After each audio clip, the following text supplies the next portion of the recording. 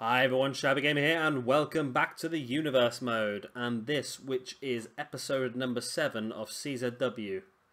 As you can see by the calendar there, we do have our first pay-per-view tomorrow. Just to announce it now, I'm going to split that pay-per-view into 2 separate nights, so I'll upload one part tonight and one part tomorrow.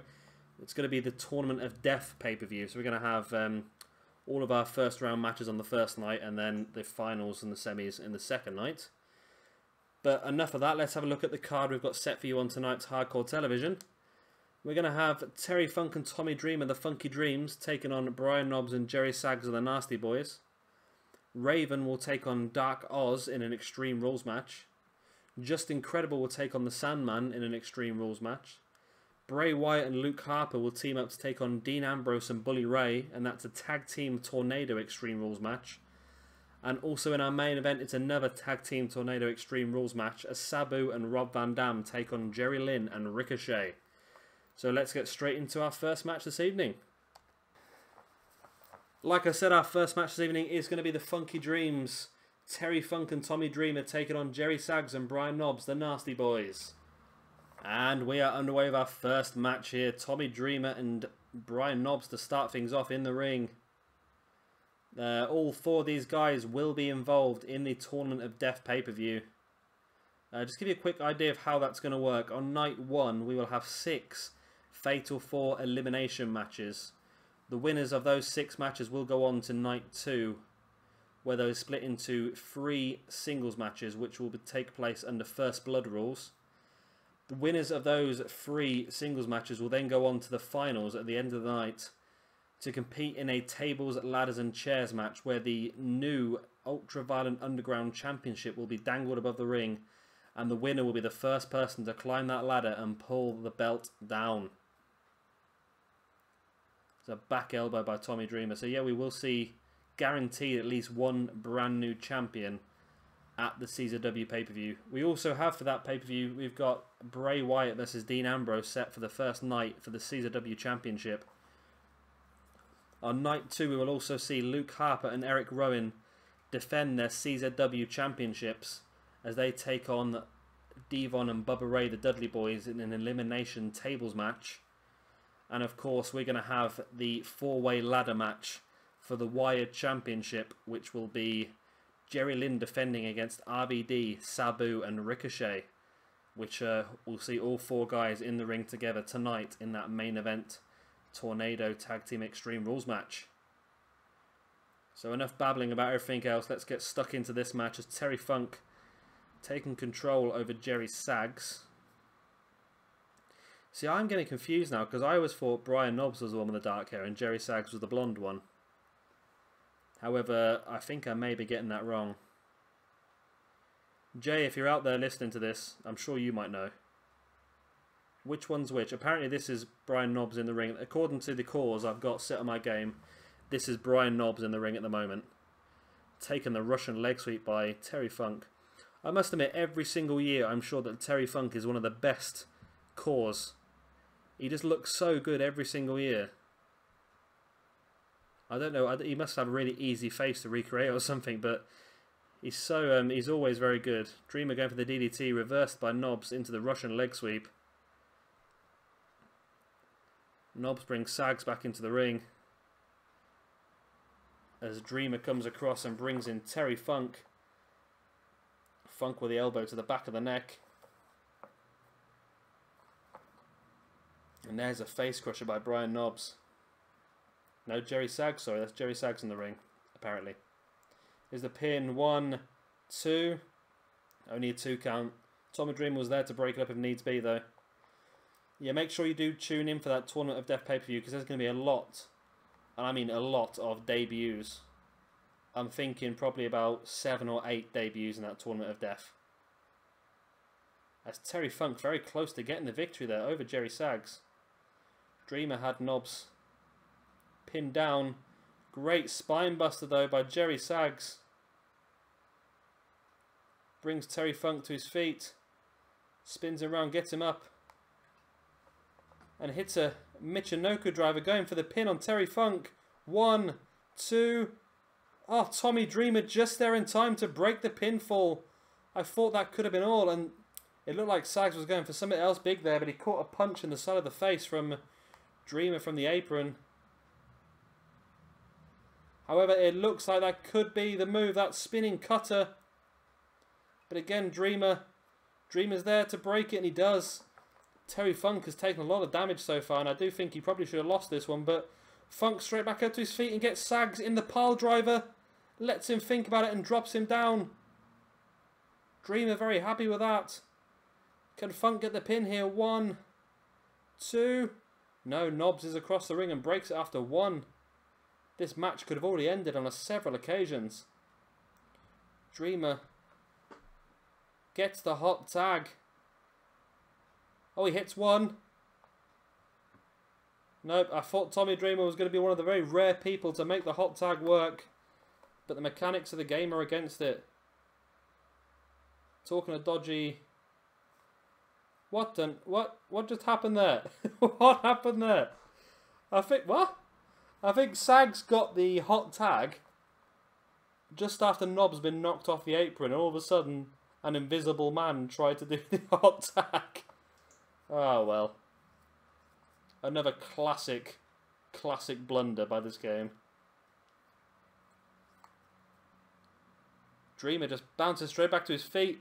I thought he was going to go for the Alabama Slam, but he just drops Brian Knobbs on the top of his head. Brings him back. Gets him up in the gut wrench. Slams him down again. Again, bringing Knobbs back to his feet. Irish whips him into the corner of where Funk is waiting for him. Looks like they're going to get a bit double team here. Double hip toss. When did Terry Funk learn how to do that? Just springing back to his feet. Funk going for the pin. 1, 2, but Saggs is across quickly to elbow drop it. Oh, abdominal stretch here by Brian Knobbs. Dreamer's in quick. And just laying the punches into the back of Knobbs, but Knobbs reverses and catches Dreamer in the sleeper hold. Gives Funk enough time there to gain some momentum and picks Knobbs up and drops him in the shin breaker. Pinned by Terry Funk. 1, 2. Again, Saggs is across the ring quickly to break it and then catches Tommy Dreamer in the bulldog. Drop kick to the back by Brian Knobbs. All the way around the world and hits that neck breaker. Going for the pin. 1, 2. He's very, very close to Dreamer. Dreamer in quick enough to break it. Backdrop by Terry Funk. Funk pulling Knobbs into the centre of the ring. Going to go for the pin. 1, 2. Only a 2 count. I don't think Saggs was going to get there in time to break that one. Hip toss by Terry Funk on Brian Knobbs, bringing him back to his feet. And now just hitting them punches to the face of Knobbs. Knobbs doesn't know where to look to try and avoid them. Funk pulling Knobbs in the centre ring. He's going to go for the pin again. 1, 2, 3, and that's it. Saggs was too slow across the ring. And Funky Dreams, Terry Funk and Tommy Dreamer pick up the victory here. There was that power driver. Just let Saggs think about it. Letting all the blood drain to his head.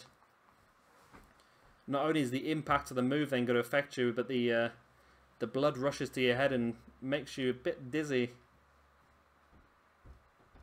There was the pin from the hip toss, which should never finish the match. But this was the trio of punches. There's the big one to finish it off.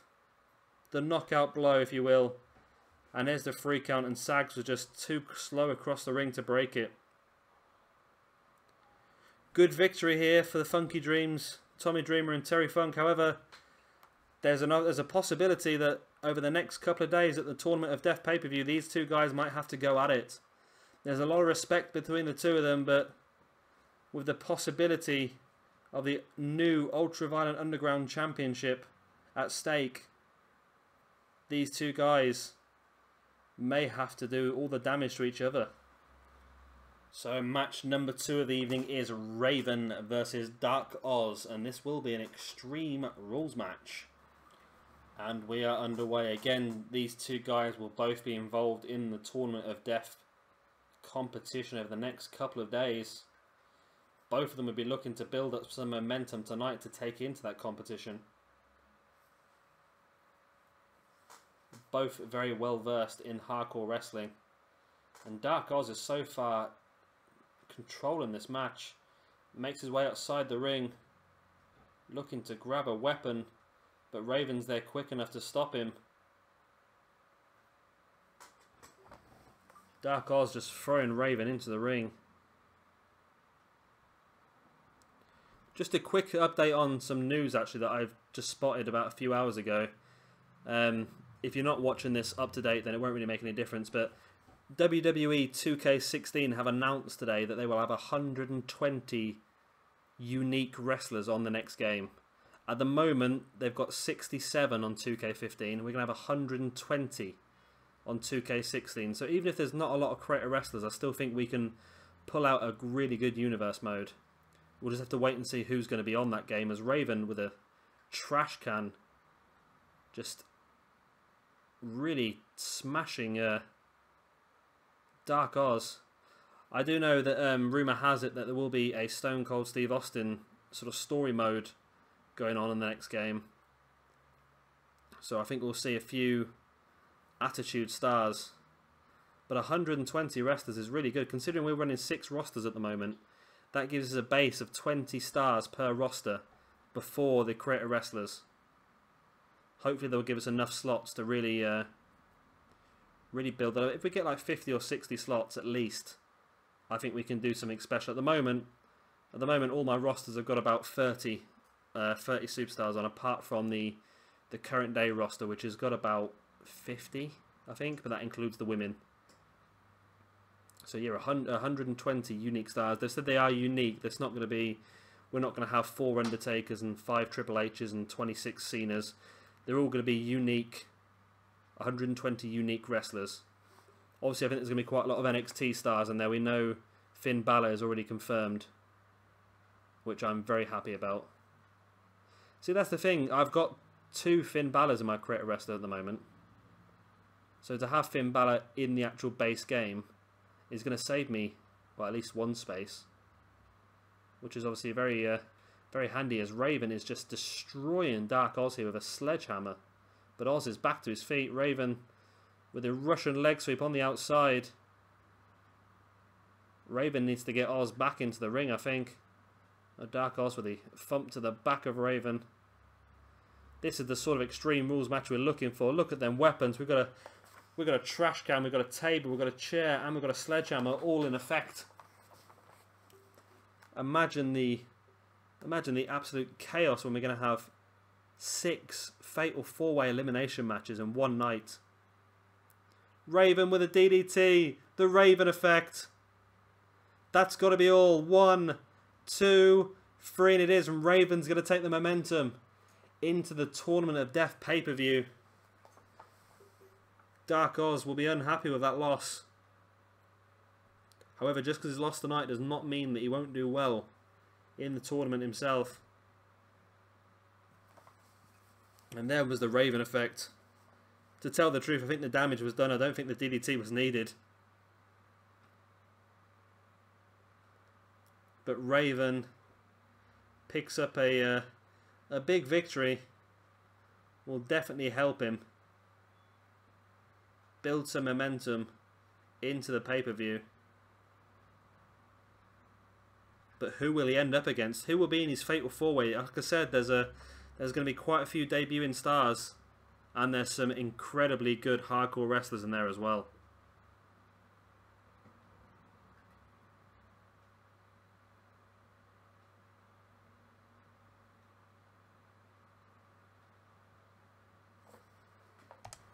So match number 3 of the evening is going to be another Extreme Rules match, this time between Just Incredible and the Sandman. And we are underway. And I have no idea what has happened to the Sandman's attire. I'm assuming that was an attire from some point in time. But I must admit, he does look a little bit like a clown at the moment. What on earth is going on there? Right, well, we'll get that fixed for the pay-per-view, definitely. I'll take random attires off and just leave the one that actually looks decent. What is that? What is he wearing? I can't even read what it says on his shirt. Either way, again, a victory here for either one of these two would help them build momentum. We saw Just Incredible win a fatal 4-way elimination match last week or the week before, can't remember now. Yeah, that will definitely have his confidence high about going into this pay-per-view. However, the Sandman's just a crazy bastard. It really is. You cannot write the Sandman off at anything. Sandman just throwing him back in the ring. And glitched out on something. I'm assuming that sledgehammer's on the floor.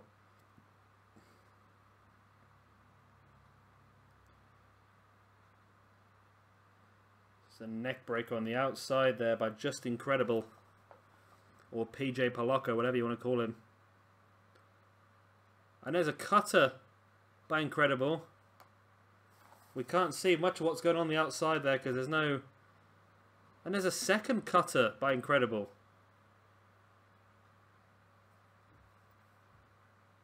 I thought we might be going for a third there, but Sandman reverses that knee to the stomach. Incredible throws Sandman into the ring. He might have done enough damage here.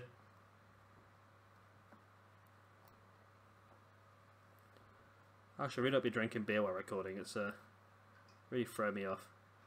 As Just Incredible gets the ring steps, I've got the beers with the tequila shots in, and it's had a bit more of an effect than I thought it was going to.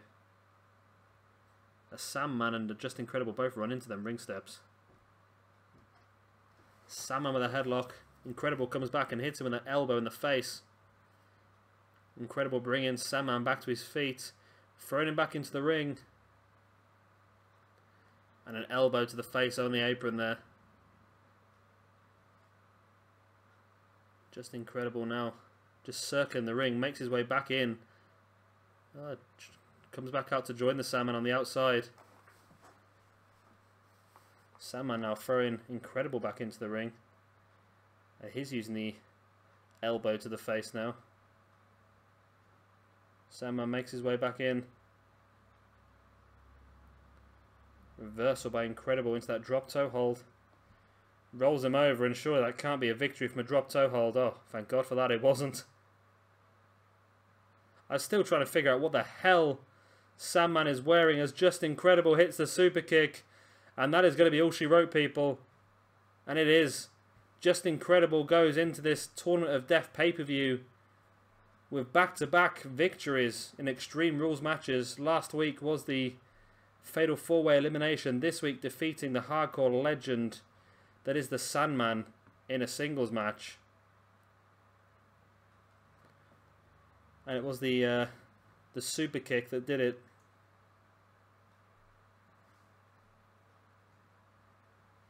Big, big victory for Just Incredible.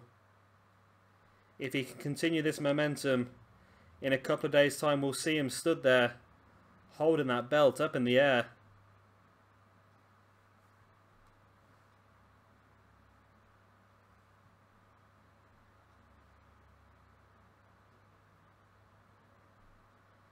Really milking this now. You can see his confidence is incredibly high. No pun intended. And we are underway here after several more crashes. What are we? This is match 4 and I've had the game crash 7 times me so far. I'm not doing very well with this episode. But as long as it goes together and you guys enjoy it, I'm happy enough. Remember, this is the Extreme Rules Tornado Tag match. We've got Bray Wyatt and Luke Harper against Dean Ambrose and Bully Ray. This is basically just a prelude for what's going to happen at the Tournament of Death pay-per-view. Like I said, night 1, we will see Bray Wyatt challenge Dean Ambrose for that CZW Championship. Also on night 2, we will see Bubba Ray and Devon, the Dudley Boys, taking on Eric Rowan and Luke Harper for those CZW Tag Team Championships in a Elimination Tables match. So like I say, very much a a prelude. Well, if you know CZW, it's a prelude to violence. If you like the pun there of the event.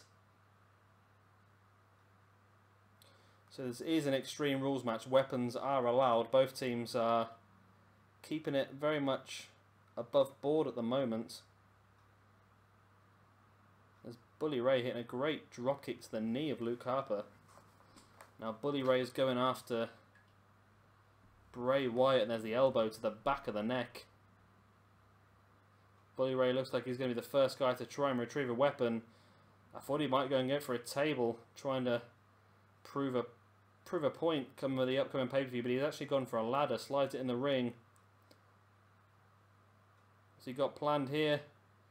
Oh, he swung the ladder and accidentally caught his teammate, Dean Ambrose. That's not going to go down well, but he catches Bray Wyatt now.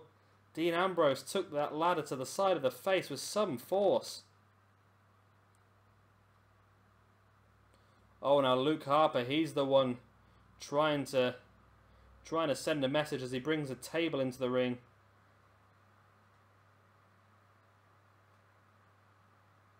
And there goes the table over the top rope from Bully Ray. Just hit Luke Harper with that ladder.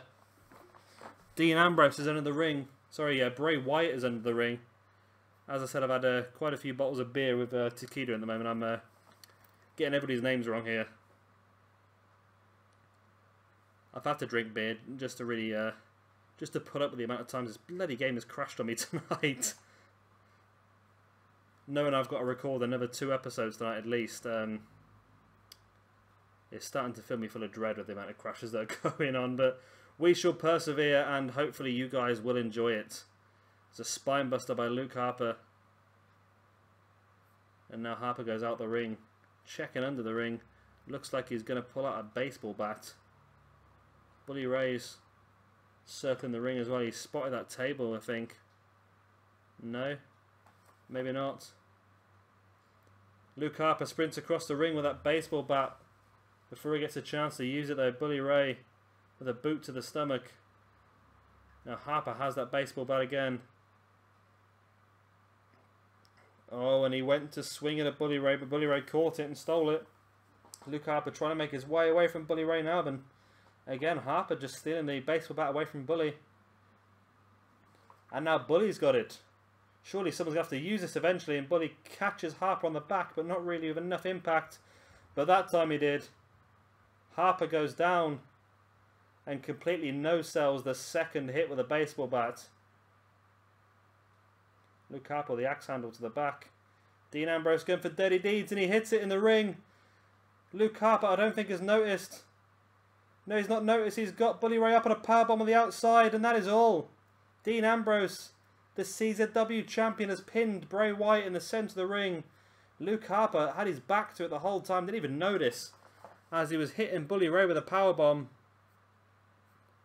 But Dean Ambrose just showing what could happen at the CZW Tournament of Death pay-per-view tomorrow night in that CZW Championship match. Here it is. There's the dirty deeds. And you see Luke Harper's not even paying attention. Picks up Bully Ray for the powerbomb. Bully Ray will be happy to win the match, but I don't necessarily think he won. Really, he took that big powerbomb on the outside. Hopefully things will work out a little bit better for him. Him and Devon at the pay-per-view. Be happy with the victory nonetheless. Obviously, the tables match is the Dudley Boys' real. That is their homeland. They know that match like the back of their hands. And I do think that Rowan and Harper will struggle to retain their championships in that match. And here we go with the main event.